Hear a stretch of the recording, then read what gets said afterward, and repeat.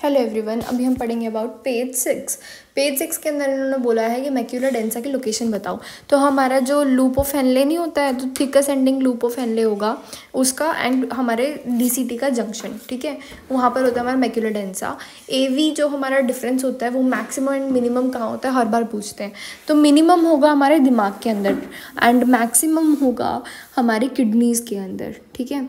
And फिर आएगा हमारा एडिनो, एडिनो वायरस की कौन से स्ट्रेन होता है जो कि हमारा कुछ नहीं बस खांसी वगैरह करता है, तो काफ़ी मिनिमम वाला नंबर 347, ठीक है। फिर नेफ्रोटिक के अंदर ना एक खास बात होती है प्रोटीन यूरिया वगैरह। पहली बात तो प्रोटीन यूरिया क्यों होता है, हेमेचूरिया क्यों नहीं होता। तो हमारा जो पोडोसाइट होता है ना वो जो होता है वो लॉस हो जाता है नेफ्रोटिक के अंदर, बट हेमेचूरिया नहीं होगा, प्रोटीन यूरिया होगा। पूरे जीबीएम डैमेज होती है नेफ्राइटिक, एंड नेफ्रोटिक में करेक्टरिस्टिक बात होती है हमारी कि फिब्रिनोजन इंक्रीज होगा। एमाइलोडोसिस क्या होता है, बीटा प्लेटेड शीट होती हैं।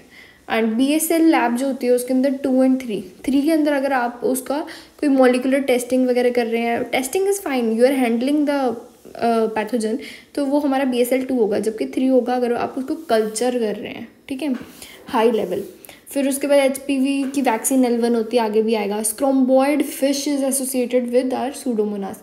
सी shell is associated with are Vibrio parahaemolyticus, do not confuse it. Scombroid is Pseudomonas, okay.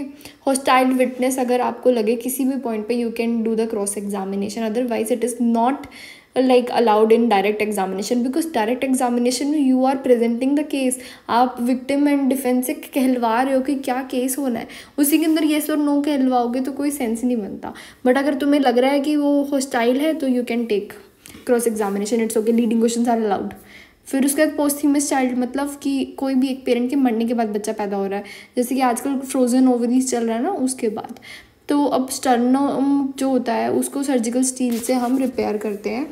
And shock index होता है हमारा हार्ट के ऊपर BP, तो 0.5 to 0.7 इज ओके। 0.9 to 1.1 जो होता है वो होता है हमारा मैसिव ब्लड लॉस के कारण।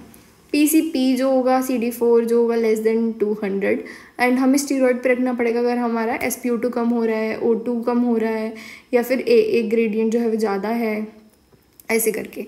लीस्ट अफेक्टेड ऑर्गन जो होता है वो होगा हमारा CNS, ठीक है, ख़त्म बात।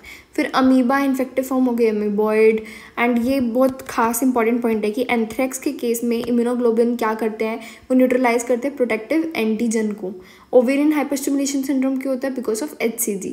अब हमने अभी कल की वीडियो में पढ़ा था कि हमारे कौन कौन से LNG होते हैं, इथाइल एस्ट्राडायल का कॉम्बिनेशन हम नॉर्मल कॉन्ट्रासेप्टिव्स में यूज़ करेंगे एंड कंबाइंड उसमें इमरजेंसी में भी यूज़ करेंगे। तो यूलिप्रेस्टल 30 mg हम दे रहे थे, तो उसमें वो क्यों देते हैं हम, ताकि ओव्यूलेशन ही ना हो पाए। LH सर्ज को हटाता है, यूलिप्रिस्टल LL आ रहा है, LH सर्ज को हटा के ओव्यूलेशन ही नहीं होने देगा, एंड स्पर्म को अंदर नहीं आने देगा हमारा प्रोजेस्ट्रोन। सर्वाइकल वो जो सर्विक्स है उसको थिक कर देगा, अंदर ब्लॉक कर देगा, अंदर ही नहीं आने देगा, जबकि यूलिप्रिस्टल क्या करेगा, ओव्यूलेशन नहीं होने देगा, ओके। मिसयूज एट्रोफी होता है कि अगर आपने कोई बैठे हो, आप कुछ यूज़ नहीं कर रहे हो, वेस्टिजियल कर दिया आपने उस पार्ट को, तो यूबिक्यूटिन प्रोटियोसोम पाथवे के थ्रू हमारा एपोप्टोसिस होगा, एंड उसको बोलेंगे हम मिसयूज एट्रोफी, ओके। यूबिक्यूटिन याद रखना है। Thank you.